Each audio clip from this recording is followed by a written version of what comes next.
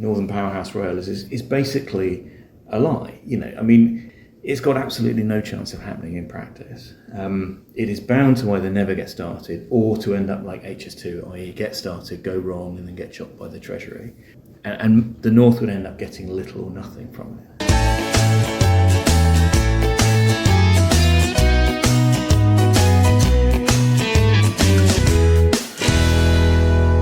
Welcome to Calling All Stations, the transport podcast.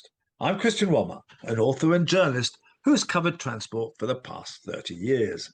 In every episode, we try to keep you up to date with the most engaging news stories, policy developments, and interviews in the transport world. And I'm delighted to be presenting the first episode in Series 4. And with me is my regular co-presenter, Mark Walker, who has spent decades looking at transport policies and legislation. So, Mark, what are we covering today? Hello, Christian, and welcome back to you and to our listeners. There's a definite North of England flavour in our principal stories today.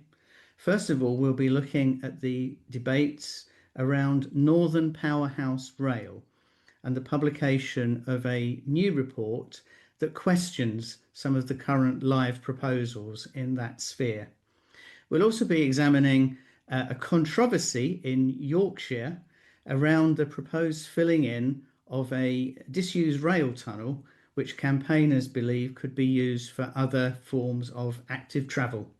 For more than a decade, there's been a very lively debate around developing a project which has come to be known as Northern Powerhouse Rail, which would seek to link more efficiently by rail the principal cities of Northern England, notably Liverpool, Manchester, Leeds, and possibly as far across as Hull on the East Coast.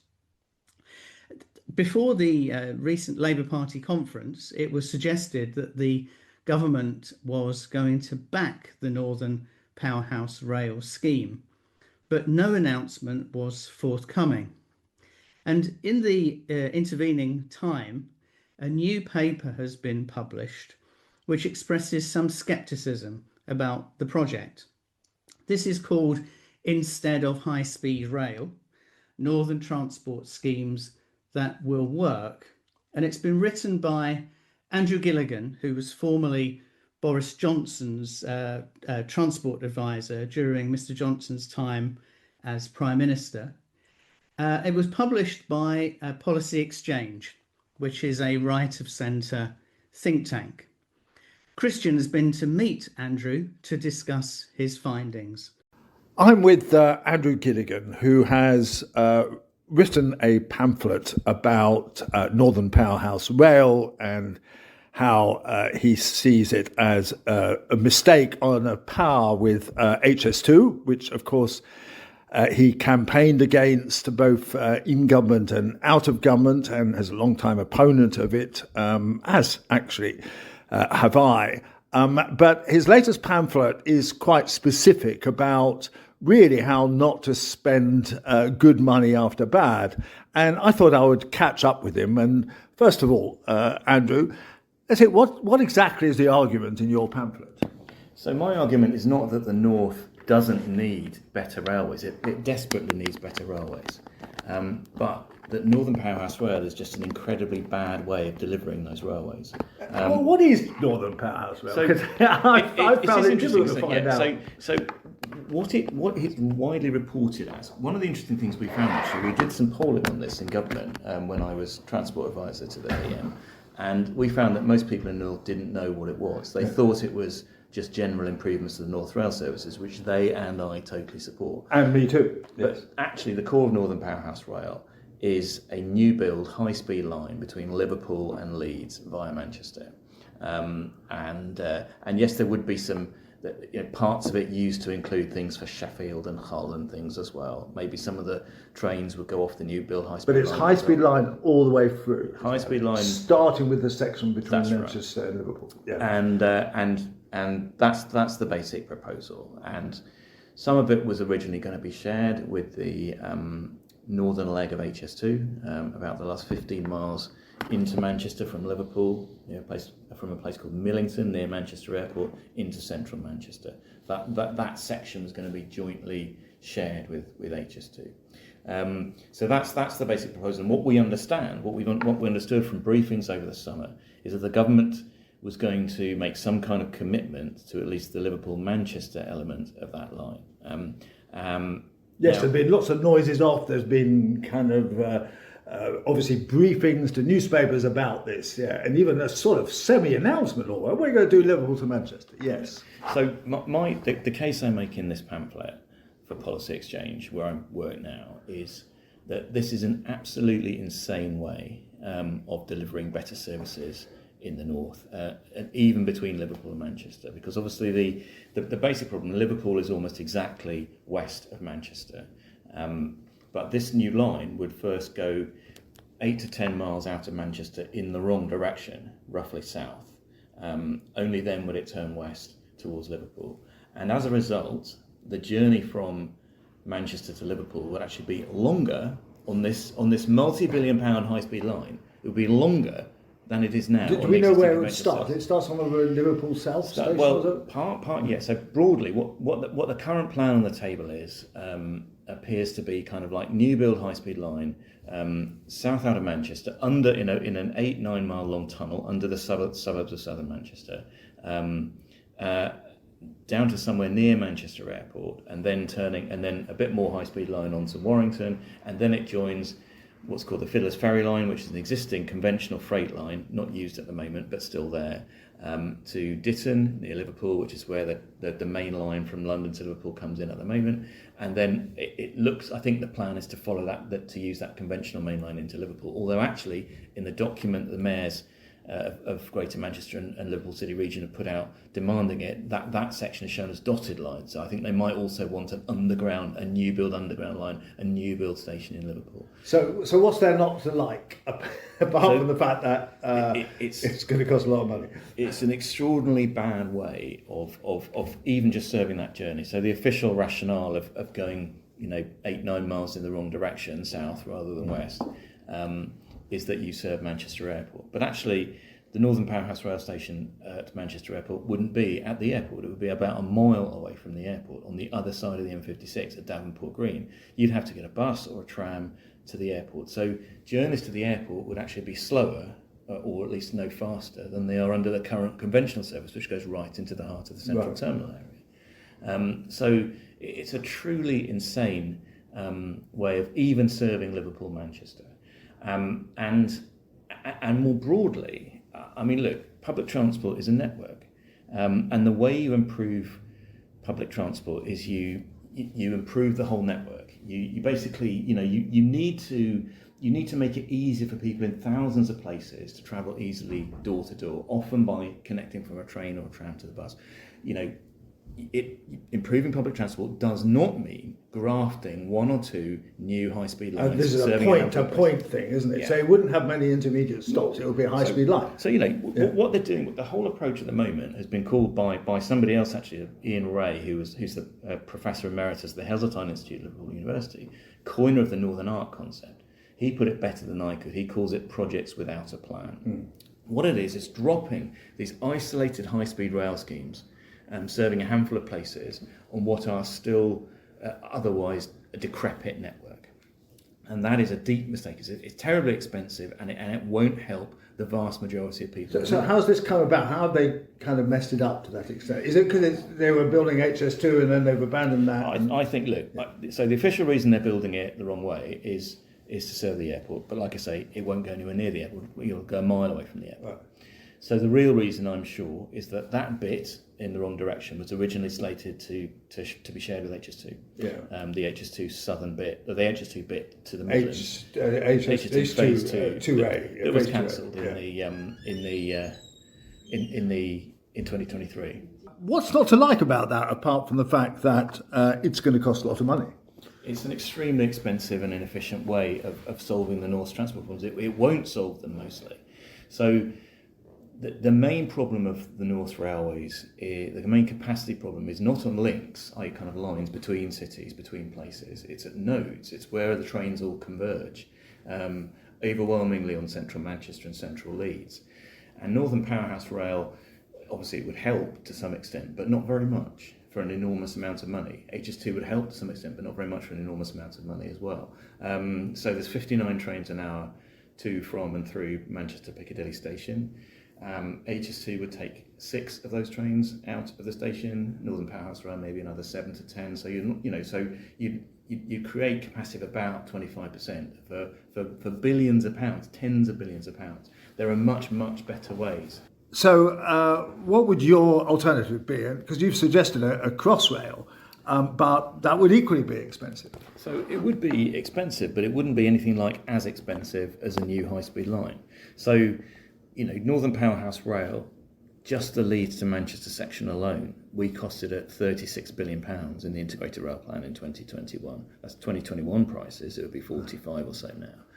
The Manchester Liverpool section, the mayors are claiming 17 billion. I think that's another estimate. Billion. Yeah. So it's going to be more like 30, I should think. So we're talking probably 75 billion for the Liverpool Leeds Northern Powerhouse Rail full high speed line. And bluntly, that's too much money. And a crossrail across Manchester would do more to solve the problems, and it would cost perhaps a fifth as much, maybe a quarter as much, and it's actually deliverable. My other worry about Northern Powerhouse Rail is basically a lie.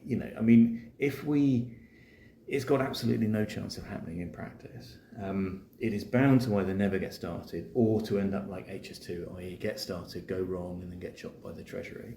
And the North would end up getting little or nothing from it. But politically, Labour has to do something for the North. Yeah, that's right. That's what I'm saying. I think, like I said at the beginning, I absolutely think the North's rail network needs massive improvement.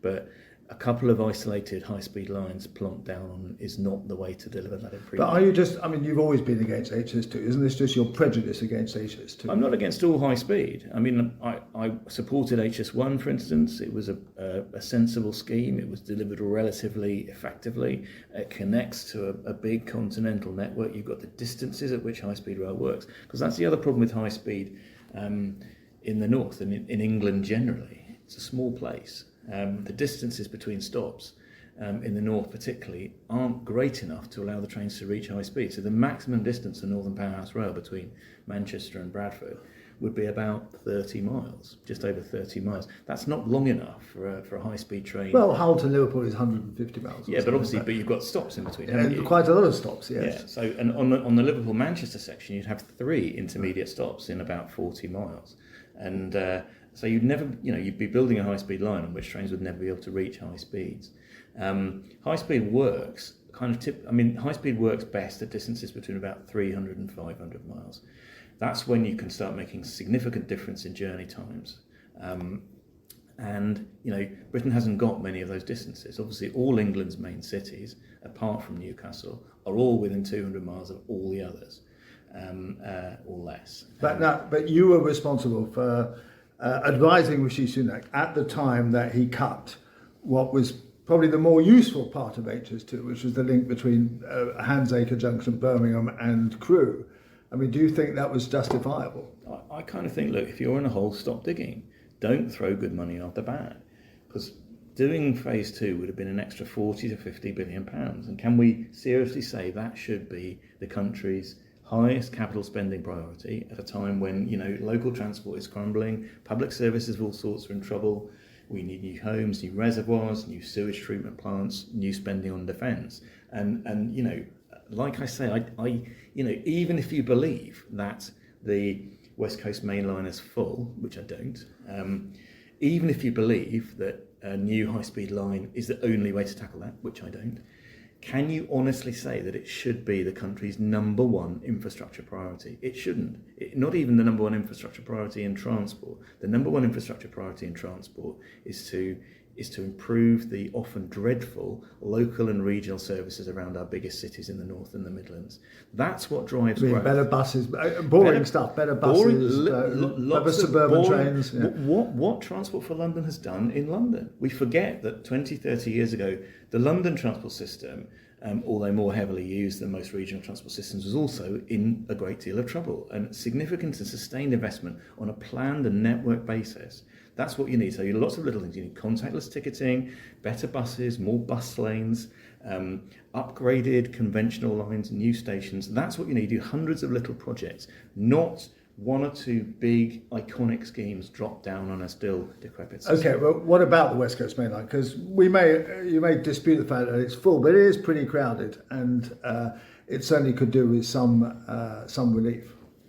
I agree with that, and although you look at the numbers and you see there's like 27,000 seats a day between Manchester and London, of which about 9,000 are filled, so it doesn't support, to my mind, the contentions being made that the West Coast is going to be full in a few years. Also, a lot of trains on the West Coast are extremely short. Like 80% of the trains from Birmingham to Manchester only have 3 or 4 standard class carriages. That could be fixed quite quickly without needing to do any infrastructure works at all. But I think there is a need for some infrastructure works, but more modest ones that would be deliverable and provide benefits more quickly. So things like flyovers at College, new line at Shugborough, new lines at Crewe, that kind of thing, to fix the pinch points that restrict the capacity of the line. Your pamphlet hasn't exactly gone down well with what you see as the HS2 Taliban, and it certainly had some criticism. So how do you answer that? Yeah, some people in government seem to be taking some kind of notice of it, because clearly there was going to be an announcement. It's been delayed. I know lots of people in government have the same doubts I have about these schemes. But yeah, broadly, the industry, the reaction of the industry is a little bit depressing. Some of it was just basic ad hominems, which is silly. And a lot of it didn't really try and engage with the actual arguments. But I'm not sure it's a great idea putting Richard Tice of Reform as the introduction, because I think the pamphlet was actually rather better and more informed than that. But anyway, that's your decision. But look, the content of the pamphlet is what we should be talking about here, not who wrote the introduction. And I don't think an awful lot of the criticism that it's had from other people in the rail industry really addressed the central concerns. And I remember there was another podcast that said, they were saying things like, you can't, it should. They were trying to sort of say it would be easier to build an entire new 80-mile high-speed line from the Midlands to Manchester than to just put a few flyovers in at College and some extra tracking at Shugborough. And I just think it can't be, can it? I mean, the last major one of those we had, the dive under at Warrington, cost £200 million. That wouldn't buy you a single mile of HS2 track. It'd buy you about half a mile, if that, of HS2 track.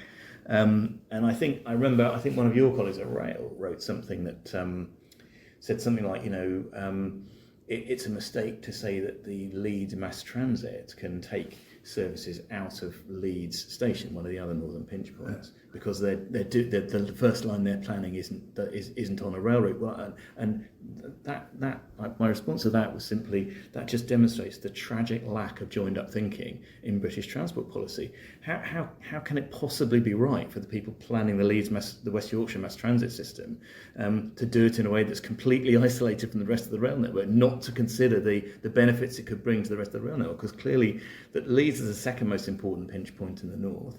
The answer to that is to take quite a lot of the local services that currently pass through Leeds station out off the heavy rail tracks through the station and onto the mass transit system. The mass transit system should be designed to allow that, which is exactly what would happen in any Swiss, German, I was just going to say, French, German, the whole thing would be planned holistically. Right. And instead what they're doing is they're planning it in almost complete isolation of the rail network. They're going to do a line that parallels the existing line from Leeds to Bradford along a kind of tram-like route. And I just think, you idiots, what are you talking? What are you doing?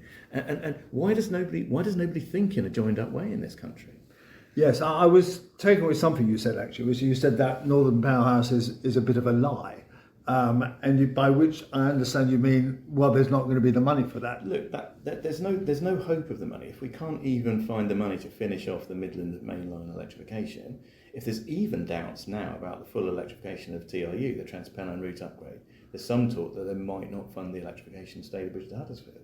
And if we can't even for certain find the money for those things, where on earth are we going to find £70 billion for a whole new line? And I just think, look, even if it actually happened, even if the Northern Powerhouse as originally planned actually happened, the vast majority of people in the north would not benefit greatly. It would only serve a handful of stops. But the blunt fact is, it will never happen. It can never happen. It'll go the same way as HS2. It'll end up in the same mess, worse mess actually, because it's even less mature than HS2 was when it was given the go-ahead. Like literally, it's a line on a map. Not even a line on a map in places. It's a dotted line on the map at the Liverpool end, and there's simply no prospect of it being delivered to the time and the budget specified. Just as with HS2, and we're seeing exactly the same. Absurd claims about how much and little it will cost, and exactly the same absurd claims about how many billions of pounds of economic benefit it will deliver. And we'll end up, if we go down that road, we'll end up in exactly the same places with HS2. We'll end up massively inflated costs, the Treasury pulling the plug, and a national embarrassment, and most people getting nothing. So if you were back in number 10 now, you would be advising them to what? I would advise them not to give Northern Powerhouse Rail another thought. I would fund the Elizabeth line of the North, because that is relatively cheap and deliverable, but it would be tremendously effective, far more useful than HS2 or Northern Powerhouse Rail. I would embark on a mass programme of electrification across the north of England, maybe electrifying 80% of lines. And again, that's relatively cheap. You could do that for about £9 billion. Even based on the cost of the most expensive and dysfunctional recent electrification, GWR, it would cost about £9 million. It's now costing less than that as well. Yes. Yeah, it's cost. I mean, we would hope to do it for less, because with a continuous program, you'd have the supply chain efficiencies that could bring the cost down, like Scotland has done. And so the West Coast Main Line, the West Coast Main Line, I do flyovers at College. I do some extra tracks at Shuttborough. I do some stuff at Crewe, and bluntly, I'd run longer trains on Birmingham, Manchester than 3 or 4 standard class carriages, and some of those other things you could do straight away. So there are other things you can do straight away. You can run longer trains more widely. Half the trains leaving Leeds in the evening rush hour have only 2 or 3 carriages. Hardly any train in the north. No train in the north, apart from the ones to London and a handful of the ones to Birmingham, cross-country ones. No train in the north, apart from those, has more than 6 carriages. That's ludicrous. Virtually every train in the southeast has. Well, Thameslink has 12. Yeah, Thameslink has 12. Every Elizabeth line train has 9. 80-90% of the trains leaving Waterloo in the evening rush hour have more than 8 carriages. And again, that's a relatively quick and easy way. It's not completely easy, of course. You'd have to lengthen some platforms, you need some power upgrades, but it's a hell of a lot easier and quicker and cheaper than building a whole new line. So look, part of the problem in the Boris Johnson government was cakeism. And I argue very strongly against it and lost quite a lot of these arguments. This idea that you can have high-speed rail and all the other good things you need as well, like local transport, trams, bus lanes, the rest of it. Well, look, at high-speed rail prices, you just can't. You have to choose, or at least you have to prioritise, you have to sequence. You have to do the local stuff first, the important stuff first, and only then do you go for the comparative luxury item of high-speed rail, which is in fact what France and Germany and Spain actually did do. What you mean? They actually built a lot of municipal trams and all that sort of thing. So France upgraded its local services before. So they started the RER, for instance, in the 1970s in the Paris area. The first TGVs didn't open until the early 80s. So they got it in the right order. Germany ditto. And the key strengths, the key weakness of Britain is the weakness of its regional economy, and that's not because. It's because the cities individually are weak. And what you find so the argument made for high-speed rail is that it will agglomerate the whole of the north into this big region like the Rhine-Ruhr or something. Well, actually, if you look at the Rhine-Ruhr, you find that it doesn't operate as an agglomerated region. Each individual city has its own economy. You point that out in the pamphlet, indeed. Yes. But the difference with the north is that the cities are individually strong, whereas in the north the cities are individually weak. And agglomeration and economic growth takes place within city areas, not between them. So when I say a city area, I mean like Greater Manchester. So it's not just Manchester itself, but it's the towns and countryside immediately around. But I do not think that there's any prospect of a single high-speed railway line creating a kind of wholly agglomerated north. because you don't see that in the Rhine Royal, you don't see that in the Randstad, you don't really see it in any part of. I suppose in some ways, I mean, I've always argued that you want a network southeast for the north. That's exactly what you want. You're always hearing Andy Burnham people say, we want what the south has. Well, what the south has is a dense, frequent, but low and medium speed web of railways, mostly electrified, high frequencies. That's what the north needs and should get, and that's what my ideas would deliver. Whereas if you do high-speed rail, bluntly, that will take all the money for everything else, and you'd be very lucky even to hang on to the services you've already got, let alone improve them. Okay, well, thank you very much, Andrew. That's great to hear that argument, and I'm sure there'll be some people who disagree with you. But thank you very much. Well, that was fascinating, Christian. What are your main takeaways from your discussion with Andrew? Well, I think it was fascinating. Particularly the timing was very interesting because clearly, deliberately, Policy Exchange published it just before Labour Party conference. And the fact that then this announcement, which you mentioned in your introduction, then didn't happen, I think was not an entire coincidence. I think that actually Andrew Gilligan's arguments bore a lot of strength, and somebody probably heard them in the Department for Transport and said, gosh, let's not rush into promising this high-speed line between Liverpool and Manchester, which really will cost an awful lot of money, and lots of other things could be done instead. And Andrew Gilligan is not anti-rail by any means, just because he's been anti-HS2 for so long. He's actually very pro-rail, and he's a cyclist himself, and pro-sustainable transport.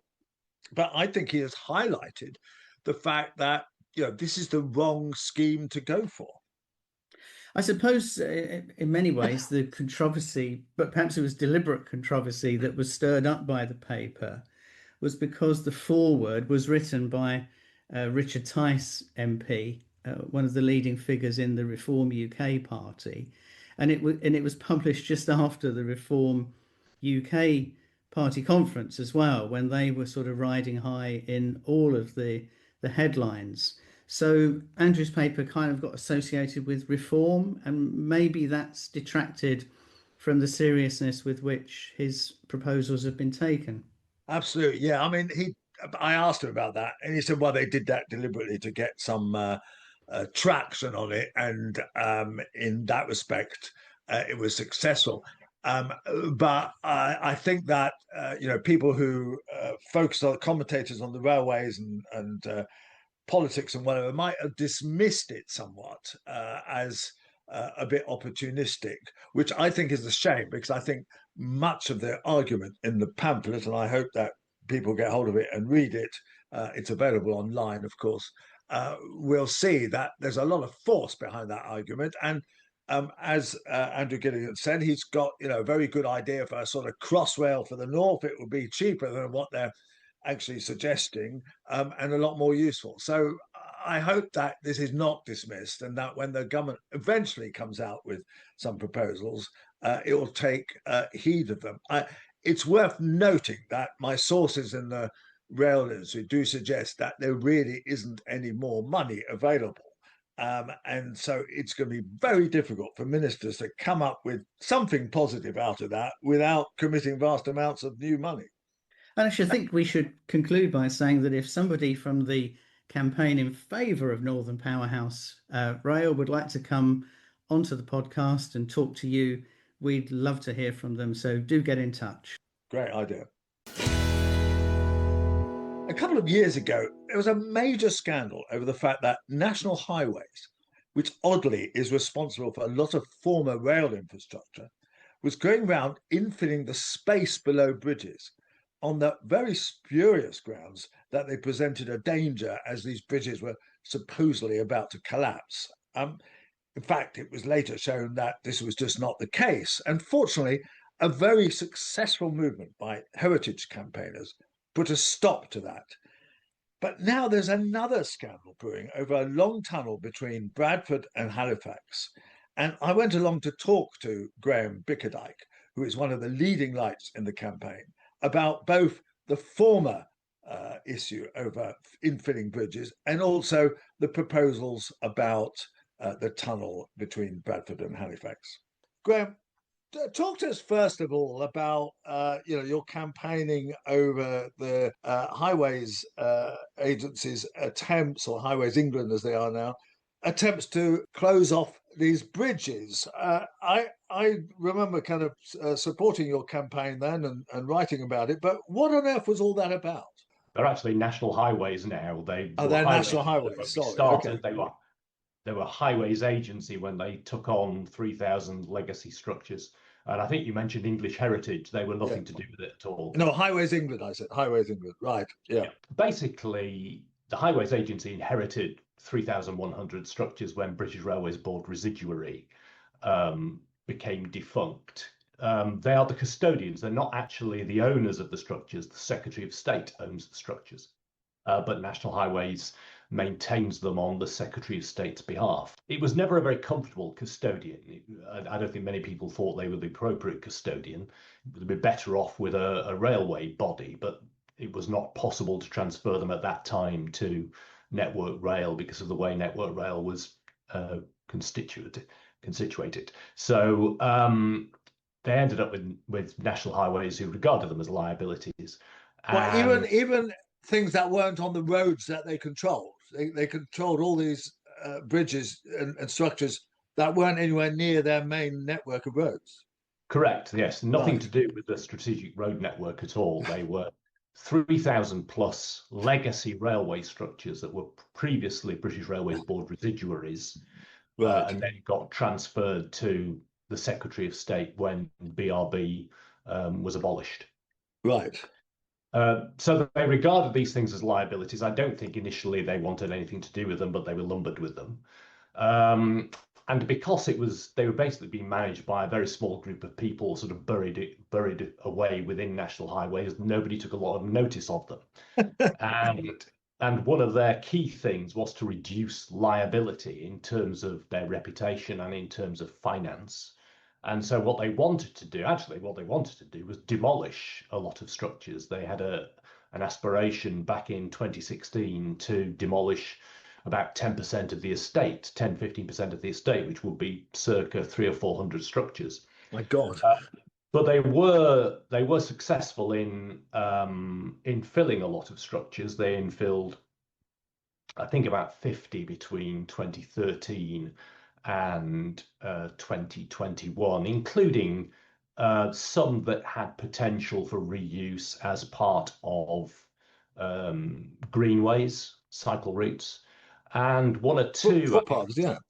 I think there was one or two others. There was one down near sort of Midsummer Norton, which was intended for reuse as part of Heritage Railway.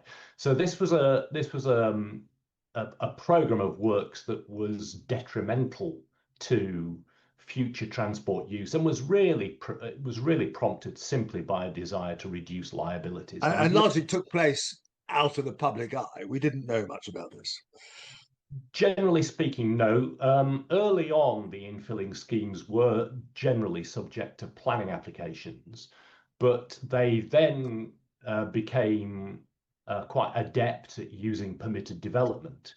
And there was a point where they were trying to, and indeed in the context of Great Musgrave, were successful in using emergency permitted development rights in order. What does permitted development mean? What does that mean? Permitted development. Basically, permitted development is a collection of rules whereby, under certain circumstances, you can develop schemes and implement schemes without having to get planning permission. Right. Okay. So, if you are acting on behalf of the Crown, there are emergency permitted development rights that you can use in certain situations where planning permission would be going through the process of planning permission would be too protracted. You need to act now because there's an emergency, therefore there are emergency permitted development rights that you can implement. But sounds like the sort of thing that Donald Trump has got very expert at. You can say that. I'll sidestep that one. But yes, so they were. So then you got wind of that. You got wind of this then, that they were filling in these things. Back in late 2020, there was a scheme down in the southwest where there was a proposal to infill a bridge under emergency permitted development rights, which would have compromised a greenway proposal. Right. And those involved in that were unhappy, and a couple of the people involved thought that we really needed to be campaigning against this kind of destructive action. And I was approached to help in that campaign. Right.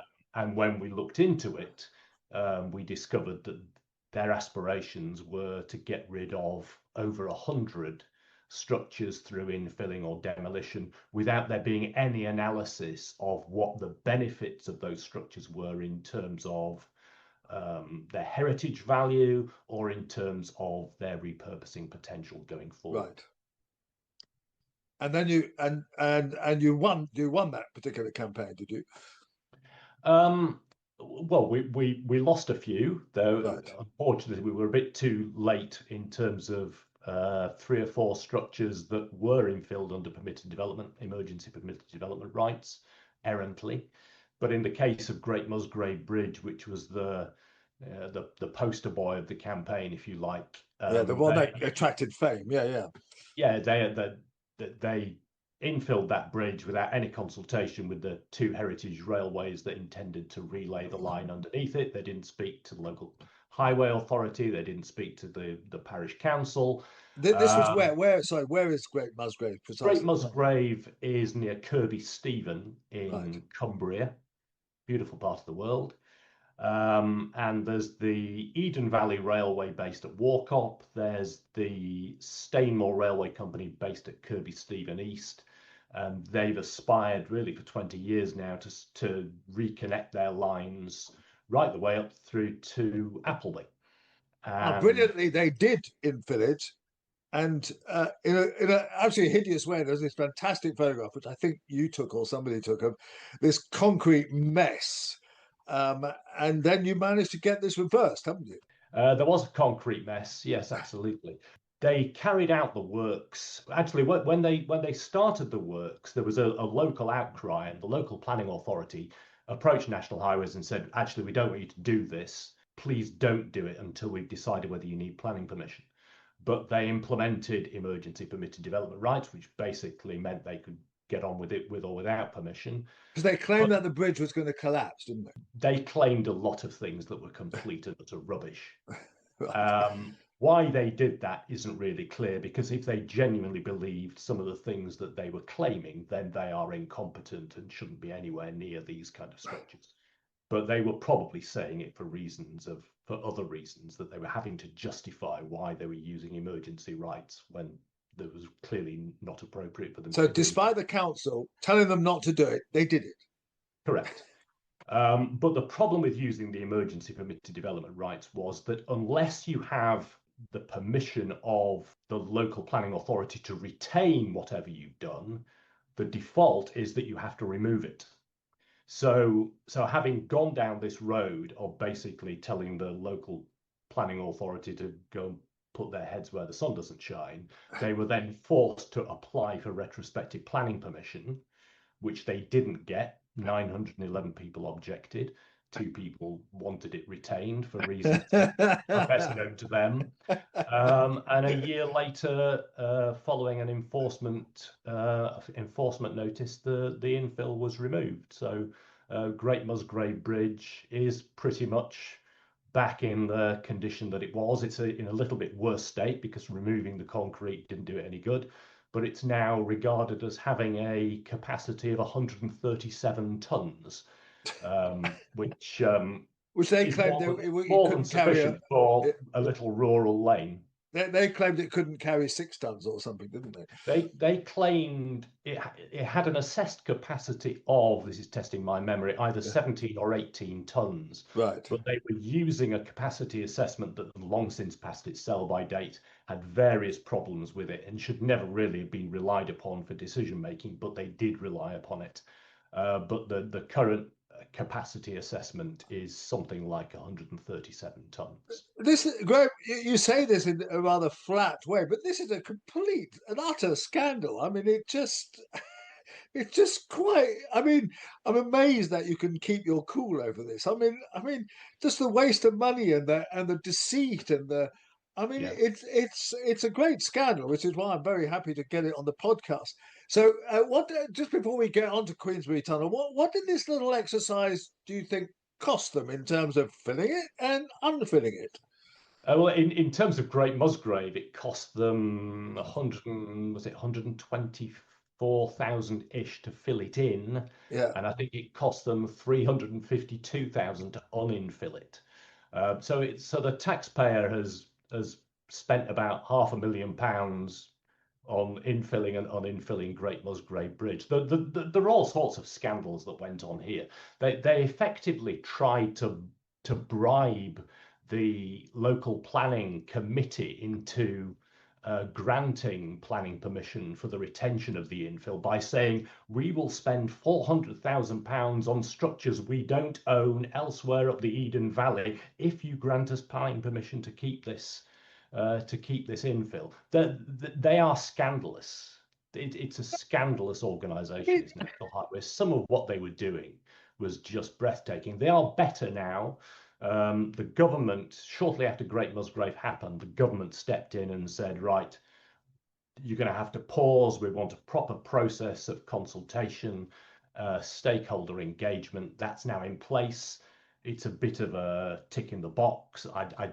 I'm part of a stakeholder advisory forum that advises National Highways. To what extent they actually listen, but I really don't it know. just But I can't. there is now a process. There are safeguards in place, but culturally, whether there's been any meaningful change in the outlook of National Highways in relation to these structures.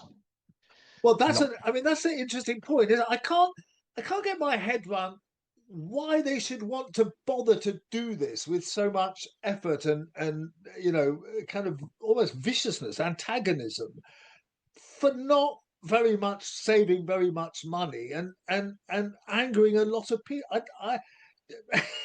It just, I mean, was there a particular person driving this, or was it? I mean, is it just maybe what you just said, the culture? culturally, they were never suited to managing the estate. They clearly didn't want to manage the estate. They wanted to ensure that their costs and their reputation were protected. There are individuals close to this management who leave something to be desired in terms of their skills and ability, and outlook. But we are in a better place now, Right. Okay. um, as a Okay. result of the safeguards that have been put in place. But the National Highway should never been put in the position of managing these Because it was structures. the wrong agency to do that. Obviously, yes. Absolutely. Then they don't understand railway structures in the way that obviously people who Network Rail. That's hardly surprising. They're the Yeah. National Highways Agency. So this brings us neatly to the Queensbury Tunnel. So tell us about what the Queensbury Tunnel is and now what the plans for it are. Well, the Queensbury Tunnel was built by the Great Northern Railway 1874 to 1878. It was one of the biggest civil engineering projects in that part of West Yorkshire. It's between Bradford to the sort of northeast and Halifax, Calderdale to the southwest. It became disused in the 50s, and its condition has declined in the years since then to a point where BRB, back in 2009, decided they wanted to abandon it. And abandon it would basically mean infill the shafts and infill the ends of the tunnel and allow the rest of it to collapse and walk away and pretend that it Right. never existed.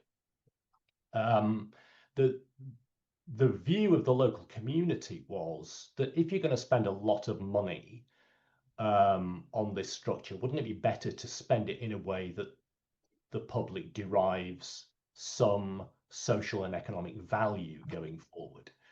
And although reinstating the railway People would like to do it, but it's really not viable from a cost perspective or an engineering perspective, although West Yorkshire Combined Authority, if you look at their aspirations for a mass transit network, if there's ever a future extension into Calderdale, then their initial thought was that it would go through Queensbury Tunnel. Right. But the more likely option would be to repurpose it for active travel. It connects two large conurbations which are otherwise separated by a damn great big hill. Right. And they have, as part of a recent feasibility study, Sustrans did try and plot a route over the hill, and it's just ridiculous. It involves, 500 feet of climbing, whereas the tunnel is flat. Right. And so there are all sorts of reasons why Queensbury Tunnel is a strategic connector and a very valuable piece of infrastructure. And even at the exasperatingly high costs for repair identified by, yes, you guessed it, National Highways, it would still generate £3 in economic and social benefit for every pound spent on repurposing it, which is value for money. Right. So there's every reason to do it. But at the moment, there isn't that money to be spent. So what the Department for Transport as the owner and National Highways as the custodian want to do is to draw a line and spend a lot of money on the abandonment scheme. Now, the context for that is that back in COVID days, lockdown days, Grant Shapps, who was then Secretary of State, said, actually, abandonment is not the way to go. We want to repurpose this structure. And £7.3 million was subsequently spent strengthening the structure so that all the shafts are now permanently supported. And then they walked away at the end of 2021, having mitigated what they perceived to be the risks associated with the tunnel. But then out of the blue in July of this year, Lillian Greenwood, who at that time was Minister for the Future of Roads, but is responsible for the Historical Railways estate, announced that she was going to commit £7.5 million more of public money to complete the abandonment scheme. So we'll be, if it goes ahead, we'll be in the ridiculous situation of having spent the thick end of £15 million on Queensbury Tunnel to deliver precisely zero public value. Okay, but so I think, I mean, quite apart from the ridiculous thing that the Minister for Roads is in charge of the tunnel, which kind of you have explained why. Presumably, they are arguing that it costs a lot more than £7.5 million to salvage this tunnel and make it usable for pedestrians and cyclists. Back in 2016, National Highways was asked to produce a costing, and they costed it at £35 million to repair, which, allowing for inflation, is thick end of £50 million now. But Grant Shapps, when he said, right, we don't want to abandon this tunnel, put up some more money for a feasibility study. National Highways was asked to produce another figure, and that figure was somewhere about 21, 22 million pounds. So their cost had halved from 2016. But there was an engineering consultancy company called ACOM, who Bradford Council commissioned to carry out a study in 2018, and they thought that the tunnel could be repaired for 6.9 million. Right. If you account for inflation, you're looking at maybe 10 million, probably not that much. So for the 7.5 million they proposed to spend on abandonment, you could pretty much repair the tunnel, maybe a little bit more. So it is very much a which way do you want to go situation. It's not a question that you would have to find huge amount more funding in order to repair the tunnel. The two are relatively comparable. Okay, so where are we at now with the campaign? You've highlighted this, it's had some press. Are we waiting for any decisions, or is it going ahead with the closure, or what's happening? The government have said this is the way they want to go. They want to go down the route of abandonment. They've said National Highways can have £7.5 million over 5 years to do it. So it will be done in stages. What they need is planning permission. So prior to Grant Shapps' intervention in 2020, They'd applied for planning permission, and it's not yet been determined, hasn't that application? There have been 8,000 objections. The council hasn't determined it because it needs more information, which Whose decision is it? Calderdale Council, is it? Bradford, City of Bradford Metropolitan District Council. Right. Okay. Is where the planning application is currently lodged. So it's down to the council to approve it or not. National Highways, we understand National Highways have met the council within the past couple of months to talk about the planning application, but it's not yet gone to a committee. So we are waiting for determination of the planning application. Okay. And so do you think this is the first of many similar such battles, or do you think that this is just a one-off? I mean, Queensbury Tunnel is a particularly complex scheme in that it involves a big, difficult, challenging structure. I mean, there have been a couple of collapses within the tunnel, relatively small collapses, easy to remediate, but they are there. It's about a mile long, isn't it? It's 1.4 miles long, right, so yes. It would be by far the longest cycle tunnel. Right. And there's been historical flooding.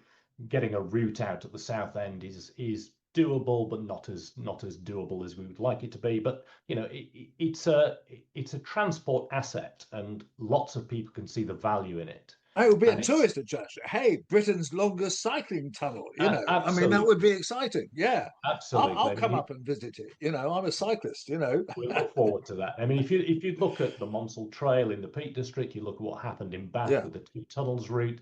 You know, these historic railway structures are honeypot attractions. They bring people to those areas and bring economic benefit with them.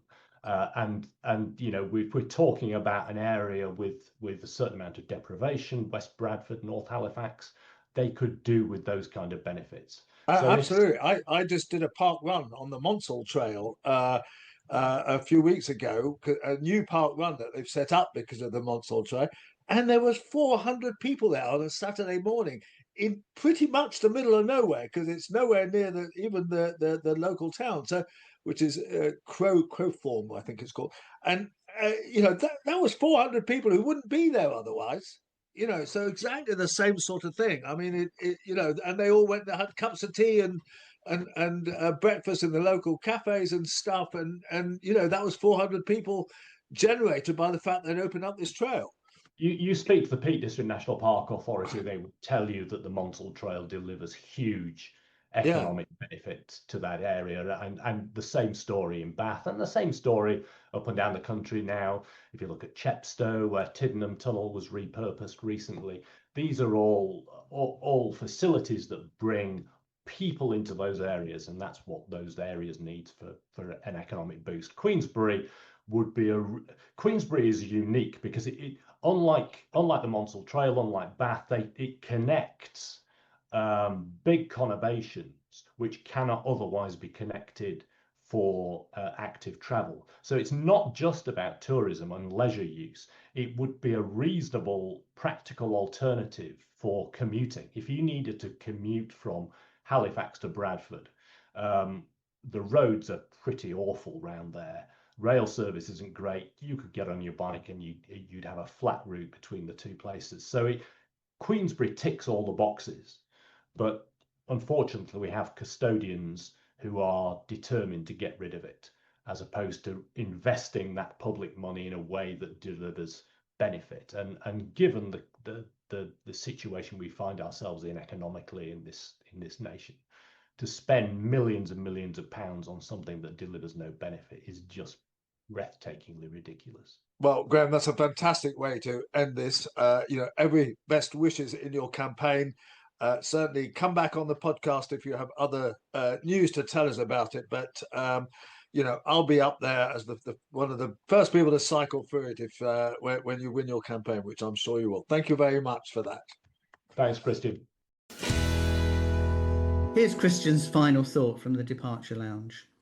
Well, as somebody who cycles to stations a lot and cycles every day, in fact, I'm now going to be a bit warier of leaving my bike at railway stations because apparently the British Transport Police have basically announced to all the thieves out there that they're not going to bother to investigate any thefts at railway stations. Even if there is CCTV showing the miscreants nicking people's bikes, they're not going to bother looking at it because they're too busy and got other things to do. And so don't bother calling us about it because you're wasting your time. And I must say, I'm totally shocked by this. I mean, I never expected that, they would investigate every theft and so on. But to make this announcement, to basically tell people that we're not going to investigate things, I mean, it's really just kind of begging people to come along with their angle grinders and nick all the bikes at all the stations. So I think they better change their tune on this one.